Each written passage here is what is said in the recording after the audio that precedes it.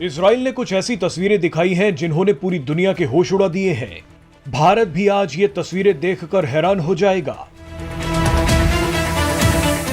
Israel ने सबूत के साथ ऐसे दावे किए हैं जो डराने वाले हैं। इजराइल ने दिखाया है कि कैसे गाजा में सहायता सामान पहुंचाने के नाम पर खतरनाक खेल चल रहा है।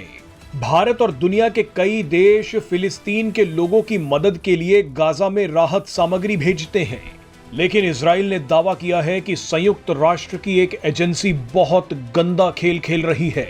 ये ट्रक जो आप देख रहे हैं, इन्हीं ट्रकों में गाजा के लोगों के लिए खाना, पानी, दवाइयां और कपड़े आते हैं, लेकिन इस राहत सामग्री में जो मिला है उसे देखकर आपकी आंखें फटी की फटी रह जाएंगी।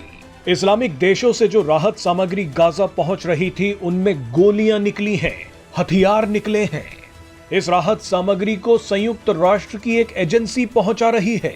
इजराइल ने दावा किया है कि इस तरह से हमास के आतंकियों तक हथियार और गोलियां पहुंचाई जा रही हैं। इजराइल ने यह भी आरोप लगाया है कि खाने पीने का सामान सिर्फ हमास के आतंकी ले जाते हैं, आम जनता को तो कुछ मिल ही नहीं रहा। इजराइल ने कहा है कि संयुक्त राष्ट्र की एजेंसी UNRWA हमास के आतंकियों से मिली हुई है। इस एजेंसी का पूरा नाम है United Nations relief and work agency for Palestine refugees. ये एजेंसी ही फिलिस्तीन समेत पूरे मिडिल ईस्ट में संयुक्त राष्ट्र की तरफ से राहत और पुनर्वास का काम करती है। संयुक्त राष्ट्र की इसी एजेंसी के जरिए भारत और दूसरे देश भी फिलिस्तीनी लोगों तक मदद पहुंचाते हैं, मगर इजराइल की माने तो यही एजेंसी राहत सामग्री के बीच हथियार डाल देती है। इजराइल ने ऐलान किया है कि वो इस एजेंसी से संबंध तोड़ रहा है और इसे जल्द बैन किया जा रहा है। इजराइल ने यह भी दिखाया कि गाजा में UNRWA के ऑफिस के नीचे हमास ने अपना एक सीक्रेट डाटा सेंटर खोल रखा था। ये तो गजब हो गया।